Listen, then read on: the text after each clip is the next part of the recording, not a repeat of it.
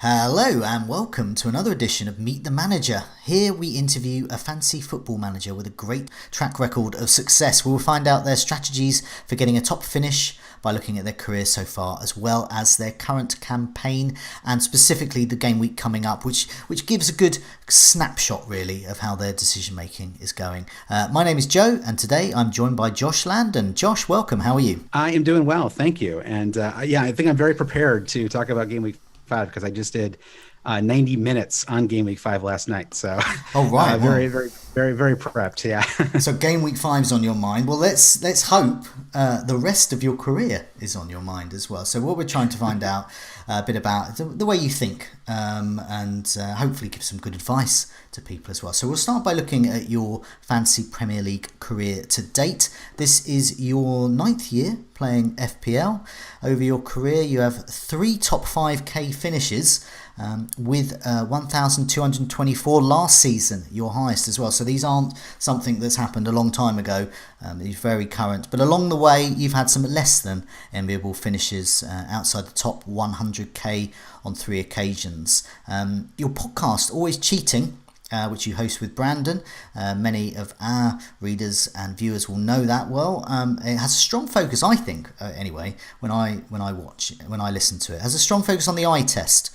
And it's less bogged down by stats. It's more looking about how you feel about a particular player. So first of all, tell us about that. How important is it you watch a match, and what do you watch out for when you watch a match?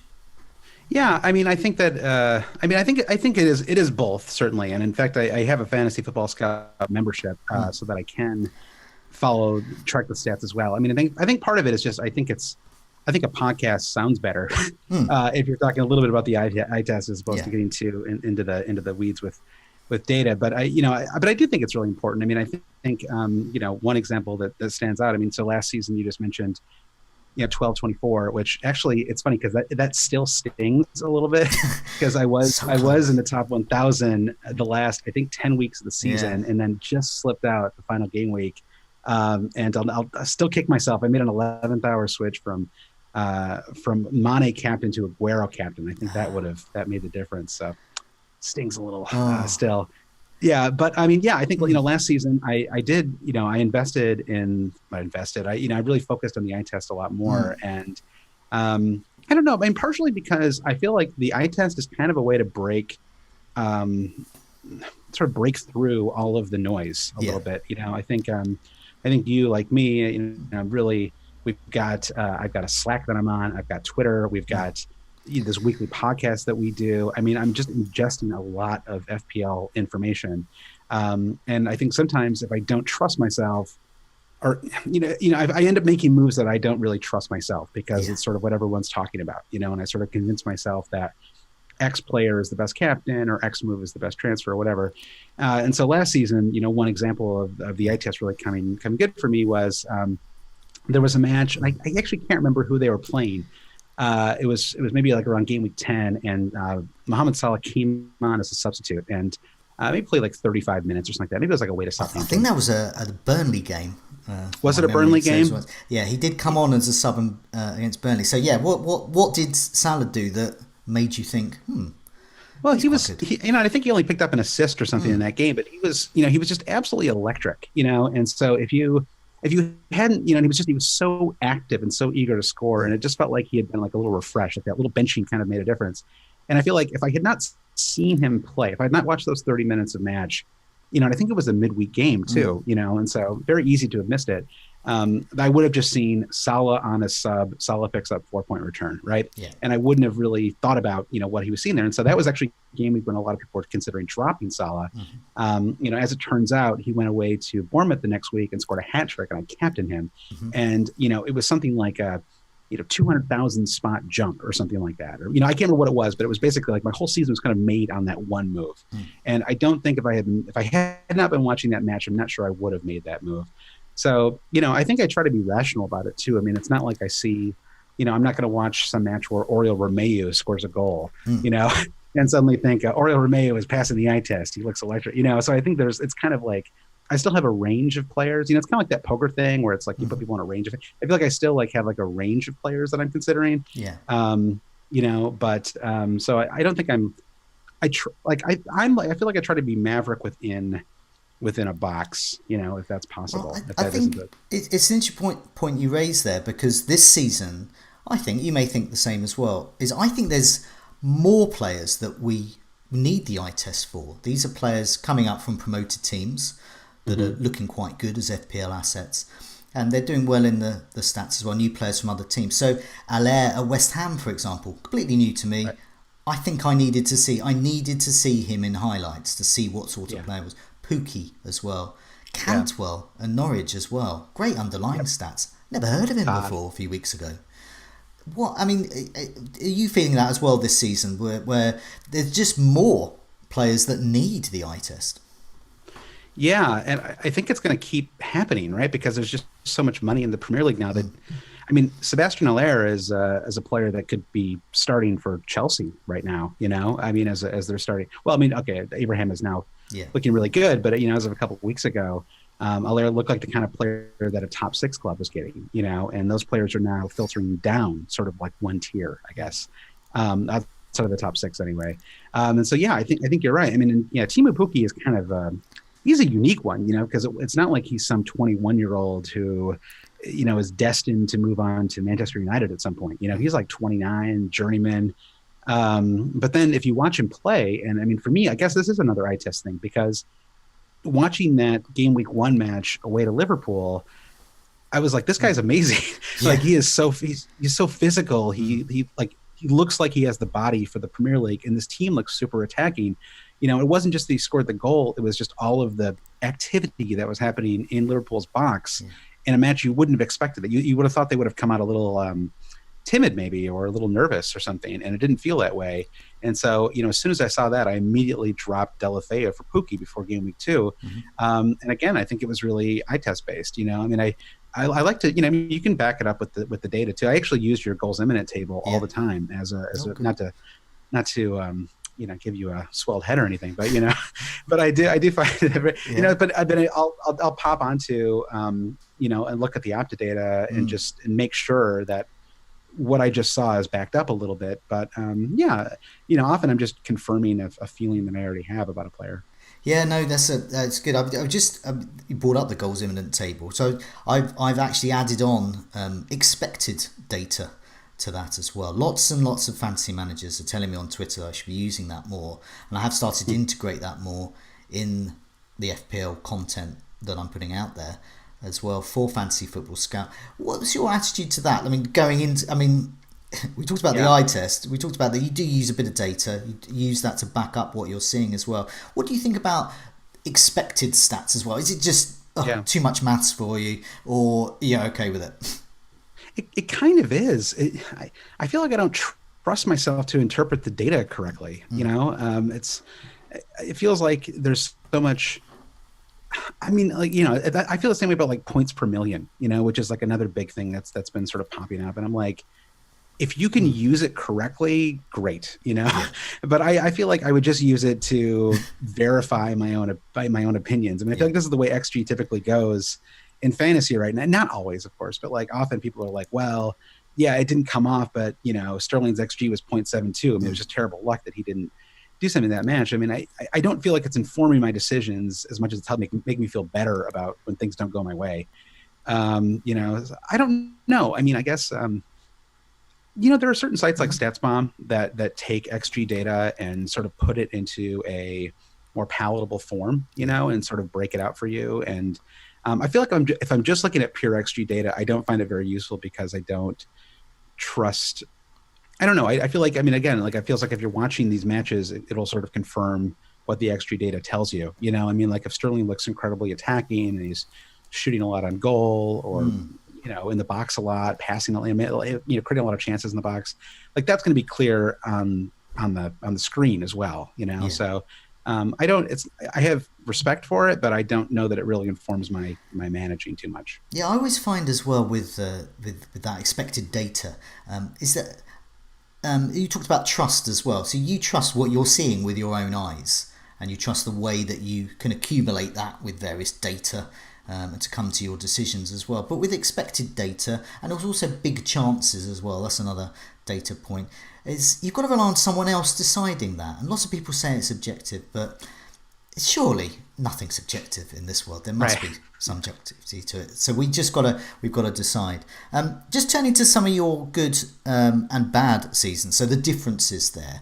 What do you think overall you've done differently in order to get top 5k, and what have you done to not get there and to get somewhere around about 100,000?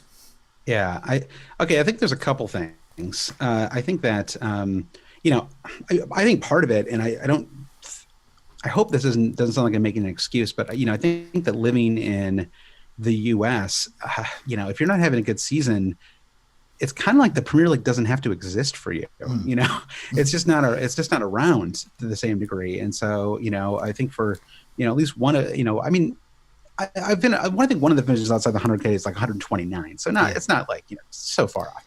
But, I think one of my particularly bad seasons, it's just like I got married. My daughter was born shortly thereafter. It was just kind of a busy time, so that's kind of the like real world answer. I think one of the other seasons, probably my worst season, was what I call the Yaya, Toure, Aaron Ramsey season. And this is maybe like 5 years ago, maybe 6 years ago. This is when Yaya Toure scored 20 goals in a season, and Aaron Ramsey I think he started off at 5.5 million and had his kind of one good season in fantasy. And I didn't have any of them or either of them for like the entire season. And it was like this stubborn feeling that I was like, that it was not sustainable. I was like, Yaya Toure is a central midfielder. There's no way to keep scoring these goals. It's not going to happen. Aaron Ramsey's never done this before. And it was like, I just couldn't join the crowd. And it was like that stubbornness. And then, what happens is that if you don't join the crowd in the first 10 or 15 weeks, suddenly it's February and you're ranked 1.1 million, and you're like, well, what's the point in joining the crowd now? Because if I have them and they do well, it's not going to help me anyway, which is actually kind of a false way of thinking. But at that point, then you're it's all like Hail Mary shots. You're like, all right, let me just go for whomever. I mean, I'm just going to captain, Daniel Sturridge every game week and see what happens. It's an interesting example you give there. Mark Southerns we had on this Meet the Manager series before. It's exactly the same example that he gave, and exactly the same stubbornness that he put down to. But he hasn't done that since. So he learned from that. Do you feel that you've learned? Have you been scarred by the Ramsey Toure season? Yeah, I think I have. I think just this season, I think that I've already done that. I wild carded in game week 2. Into game week 3, and I had Harry Kane, and I sort of went with Kane over KDB. I was debating those two players. After 1 week of Kane and KDB, I thought, what, this is not working, and I burned 4 to drop Kane and bring in KDB. So I don't feel like I have any stubbornness anymore. I mean, at this point, I feel very mercenary. It's like you've got 1 week, you've got 2 weeks, and I'm a lot less. Even though I know patience is kind of, in many ways, important. I am probably less patient now than I ever have been as a manager. I'm sort of always looking to drop somebody. There was another point you made recently on your podcast, which really chimed with me. I found myself really shaking my head in agreement with it. Was talking about the third striker. So lots of people have been talking about the death of the third striker, and you were talking about how much you like the third striker, because this is a kind of a player that you can keep for a while, and if form goes, you can just hop on to the next one. The bus will soon come along with a new one, and we're seeing that with the likes of Pukki, Allaire, and of course Barnes as well this season. And in the past we've seen it with all sorts of players as well. Is that a new thing as well, your love of the third striker, or is that or are you just kind of adapting to footballing trends? There's just more third strikers about. Yeah, I mean, I think that there are just more goals in the Premier League now too. I think that last season a record was broken for the most goals scored in a Premier League campaign, right? Just the sort of total goals in a season. And I wouldn't be shocked if it happened again this year. I mean, there's just so much talent, So, yeah, I think that having a lot of goal scorers is really valuable. I mean, I think it's also just the balance, the versatility. I didn't like my balance at the wildcard teams that I had going into game week 1. I should say that they're not really wildcard teams. Whatever the team I was building going into game week 1, I just didn't feel like allowed me a lot of flexibility if I wanted to make a move, and so that Pukki move I made in game week 2, I was able to make because I had Delafeu and I guess it was Delafeu, Callum Wilson, and one other player. Diego Jota. So I had those three, and so it was very easy for me just to drop one and bring in Pukki, and drop Delafeu. But if you only had two up front, it seems very impatient, I think, to go right from Jota to Pukki, and it's sort of, I don't know, like for some reason that third striker, it feels like you don't have to be as emotionally attached or something. You can sort of just drop them for anybody, So I don't know if it's emotion or not, but that's sort of how I think. No, I agree. I mean, when I saw some teams for game week 1 and they had, say, one striker at top, and they were all talking about how they were going to invest in 5 defenders and just have one, I just thought it was wrong, basically, because of the reason you just gave. You need that flexibility, I think, to hop on these types of bandwagons. You mentioned one of those trends there: more goals. The Premier League's getting richer each season. It can afford the people who score more goals as well. What other trends have you noticed, maybe this season or in recent years, that have affected the way you play Fantasy Premier League? Yeah, I mean, I think that the fullback question is a big one, and one that's the sort of the fullback versus center back debate, which is I think really a really tricky one, and one that I feel like I'm still working it out. I mean, I guess my feeling, I think my new philosophy or something, whatever the word is that you want fullbacks on the expensive teams and center backs on the cheap teams. And it feels like in the top 6, you just have incredibly attacking fullbacks right now. You have Trent Alexander-Arnold, Andrew Robertson, even a player like Emerson or Alonso, obviously Lucas Dean.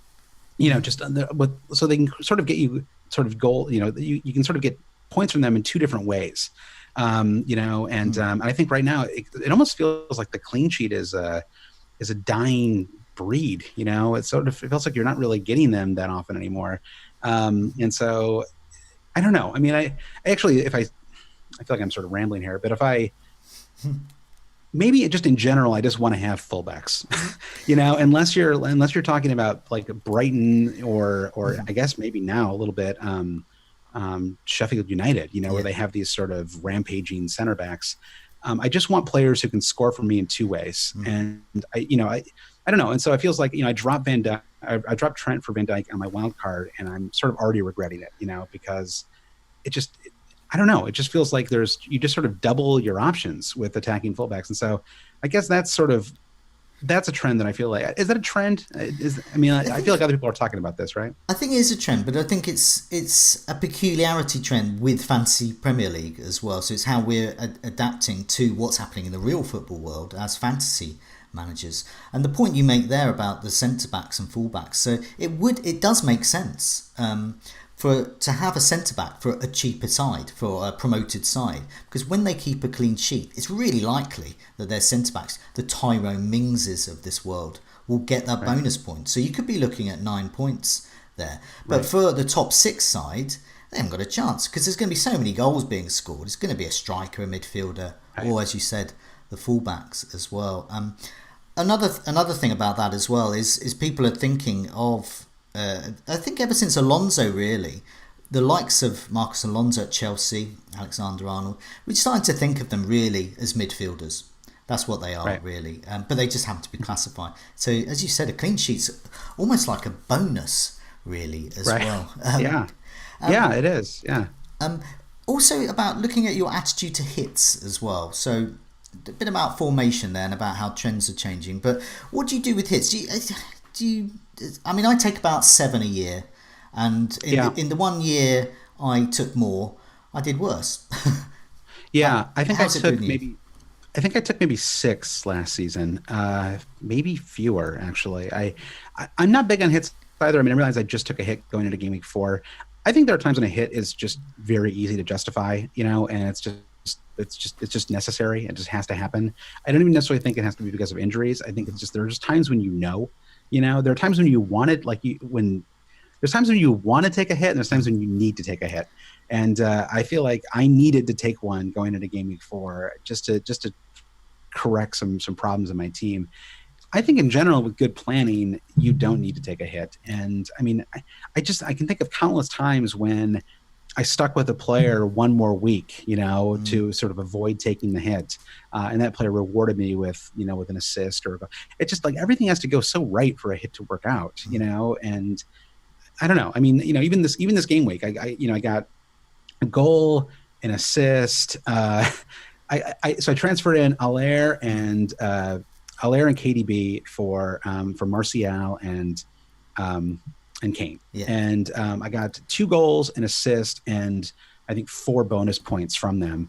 And it was still only a net 9, which is a lot, but it's not that much, I mean, one fewer goal and a couple less bonus points, and it's basically even, up from the 2. And so, you really do have to absolutely nail that hit for it to come off. And if not, you're really better off just taking the one game week, just sort of taking your lumps and then making the transfer the next week without using a hit. I always, when I take hits, I sort of, it's nice if you get an immediate return, but I tend to consider that hit as just sorting my team out. Really, I just feel uncomfortable. Right. I don't know. Yeah. It's like I don't know.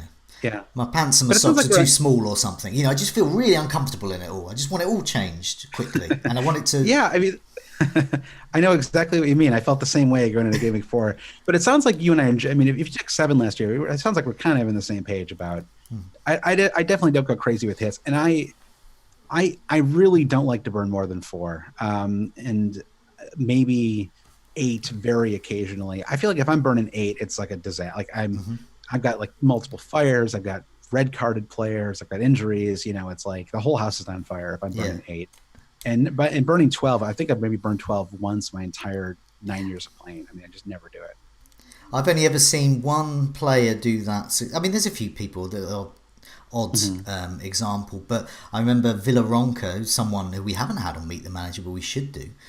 And I remember him using a -12 to great effect. It basically paid for a wild card, but the wild card was so effective after 1 week that he was, he was up about 20 points on the deal immediately. Wow. Yeah, wow. It's as you say, it's really rare though. You've had an exceptionally good use of a hit, and as you worked it out, it's 9 points, which is good, but it's not I'm going to win FPL type of good as well. Right. Let's turn to this season as well, because it's quite good, I think, to give people a snapshot of how you're thinking going into the next game week as well, and give some idea of the sorts of players and formation that you're looking at the moment. So I'm just going to quickly, for the benefits of those listening on the podcast, although we have the picture up on the video, I'll just run through it and then you can tell me what who's in and out coming up soon. So you've got Pope in goal, you've got Van Dijk, as you said there, you sort of regret that move. You've got Luka Dean, you've got Zinchenko, you've got Mane, Sterling, Fabello, Campbell, De Bruyne, Pukki and Allaire, and on the bench you've got Ryan, Wan-Bissaka, Lundstram and Wickham. So you've got quite a cheap bench there as well. No, I think we've got lucky with Lundstram, we've done well with our research, put it that way. So I've listed those out there. What's your thinking? Are most of the players settled? You're happy with them? And are there any going, and who do you want? No, I don't think it's very settled at all. I feel like I mean, I honestly, I think, and anyone who's listened to the podcast knows, I think my wild card was kind of a disaster, to be totally honest. I regret dropping Trent. I regret moving from Salah to Mane.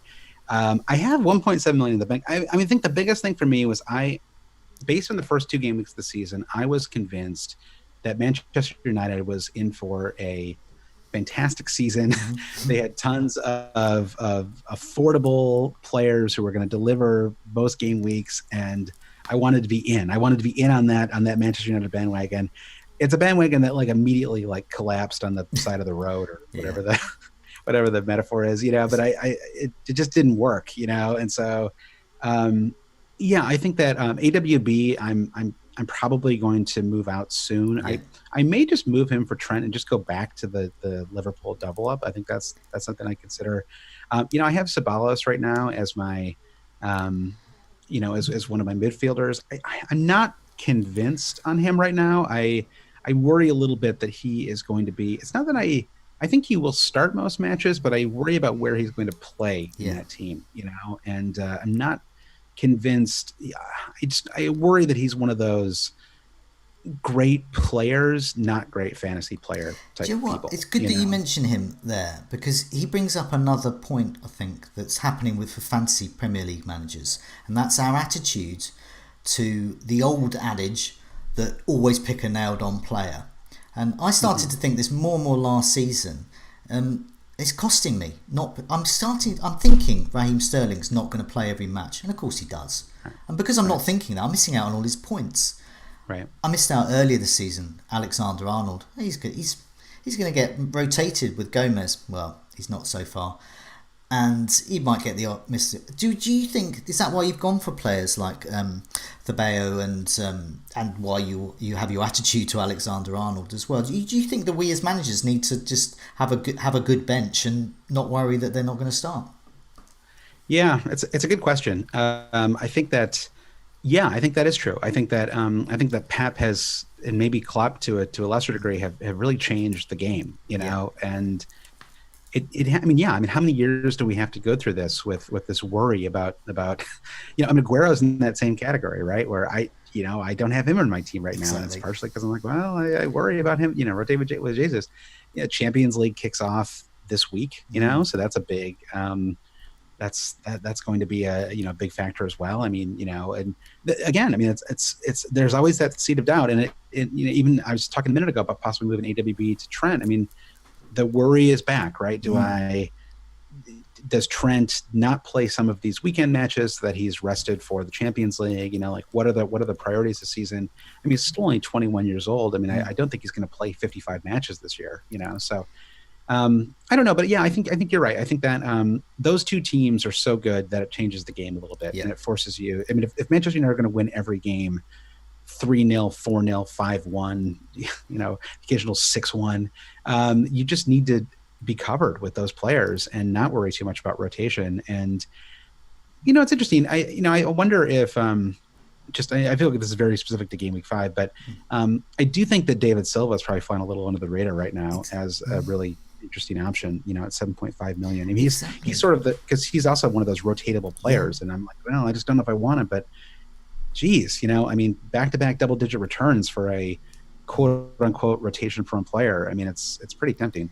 It is, and it's a good example. It's great that you brought him up because it's a great example of that, where fantasy managers are having to, if they want to get into these, get these good players, is have to just forget the whole nailed on theory and just think, well, it doesn't matter if they miss the odd game because they're so good when they do actually turn up.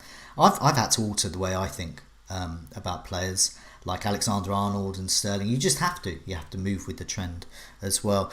At the moment, you've got a sort of a 3-5-2, 4-4-2 sort of hybrid there. Can you see yourself sticking with that? Do you find, is that flexible enough, or from what you were saying about the third striker, would you prefer three up top and be flexible that way? Yeah, I feel like I do want to. I think eventually I will go back to a 3-4-3. I think that just the way things have set up right now, the game has sort of thrown us a couple bones.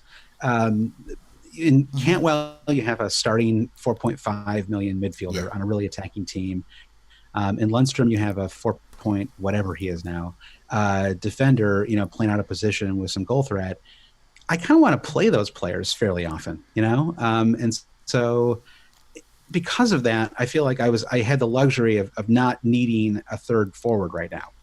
And because my bench can include those two players, and so it's a cheap bench, but it's full of players that I don't mind if they come on. Yes. And so I think, and so for right now, I'm able to have. It's kind of funny that I have Connor Wickham, who I kind of loathe, and had I known that Martial was going to get injured, I would definitely have had Greenwood, but yeah, I think eventually I will go back to a 3-4-3.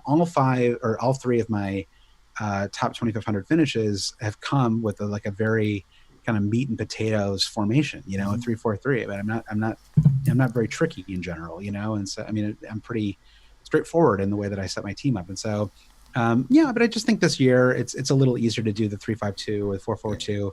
That Todd Cantwell is like a miracle. I don't know if it's going to last or not, but he is. I don't know. You look ahead. They play Man City in Game Week 5, but then it's a really nice run of fixtures after that. And I mean, this team can score. I don't know if they're going to get relegated. They probably are, but I mean, they're going to lose a lot of games 4-3, and it's fun to have players, in a team like that. Yeah, I mean, it's an opportunity. Raheem Sterling, when he was first emerged with Liverpool, 4.5. Januzaj at Manchester United, 4.5. Yeah, and of course, wow, Will Campbell, 4.5. Yeah. And it is, as you used the phrase "throwing bones." FPL is throwing bones at us. I found that quite interesting. Is that something you've always done, or you do now? What I'm talking about is taking advantage of a very good opportunity. Yeah, I mean, I think this is like the name of the game. I think. I mean, if I have like one sort of like piece of advice to impart, I just think that it's about being as fast as possible when real value emerges, moving as quickly as possible to get in those players, right? So it was very clear to me going into game week 2 that Pookie was a player that I wanted to have in my team. So I just moved for him as quickly as possible, right? And so I was able to bank. Obviously, got lucky that he had a hat trick, that he did that well in game week 2. But that was just a 15-point edge that I was able to pick up. And I think the entire season, it's just that hunt for value. It's that hunt to get that player before everybody else does. And because everyone, there's like this sort of thing I've said in the podcast before, but it's like, a differential never lasts. A differential just becomes a highly owned template player in about 2 or 3 weeks. And so the whole trick is to identify those differentials and get on them before they become templates, because you get to bank all those points before everyone jumps on board. They're not always cheap players either. I mean, I think of Paul Pogba last season when Ole took over at Manchester United. He suddenly became an incredible differential, and the earlier you got on him, the better your season probably was, so I don't know. Do you think that your earlier experience in your career with Ramsey and Toure that season, do you think that's affecting you now? That's that in action, because you didn't leap on those very cheap assets, those value assets then, and now you really are. You're really going for it. Yeah, I think it did. I think about that all the time. I mean, Odion Ighalo is another player who stands out to me. Remember him on Watford? Yeah. He had that amazing start, and I didn't get him. He scored in 12 matches in a row or something like that. And so, all the time when I'm like last season with Raul Jimenez, it was like, do I go with him early or do I wait?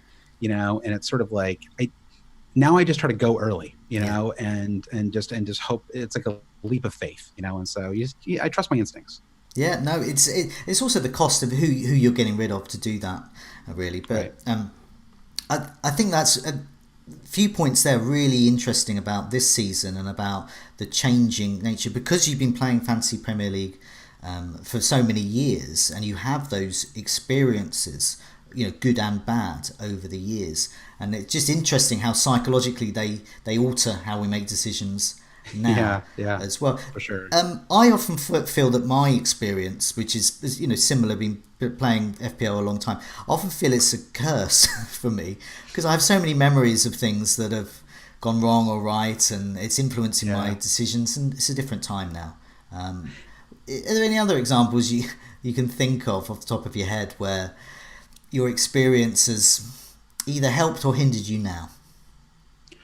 Yeah, I think that's a good question. I mean, I think the example we talked about earlier, the Ighalo, Mahrez, I think it's the thing that I struggle with, and I know that this is something that that Mark Southerns does as well, and it's something that I really have to fight against, is because I've been doing this for so long. We talk about it, we talk about it every week on the podcast. There's this feeling that like I don't want to have everyone else's team. I don't want my team to look like everyone else's. I want it to be unique. I want it to be different. It's not just about being good for me.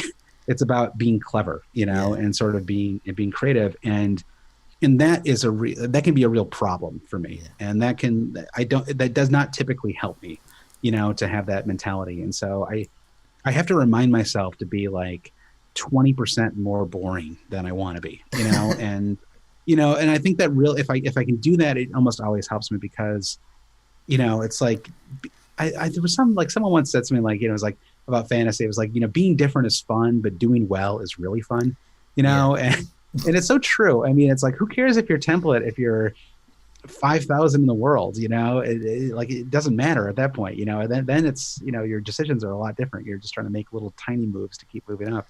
And so I think that's the thing that I constantly work on is it's kind of checking myself. Like, am I making this move because I think it's the best move, or am I making this move because I don't want to look like all the other teams that I feel like I'm seeing on Twitter or whatever?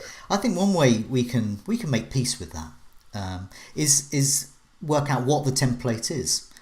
And I remember at the beginning of the season, oh, everyone's going five at the back. No, they're not.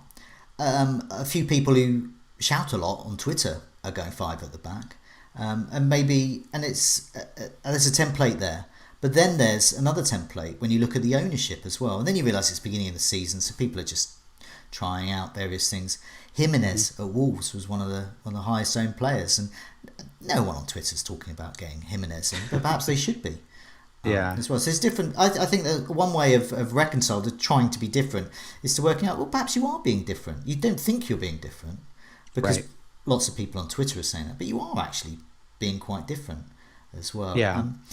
Just before we go, is there anything else you wanted to add? Any other general advice that's helped you over the years? Yeah, I think I've imparted most of it to the degree that I have it. I think that last point you said is interesting, because I do think that there are times when you want to check yourself and make sure that the range of players that you're considering is wide enough, And just as you were talking, and you were, one player that I was thinking about that no one seems to be talking about is Roberto Firmino.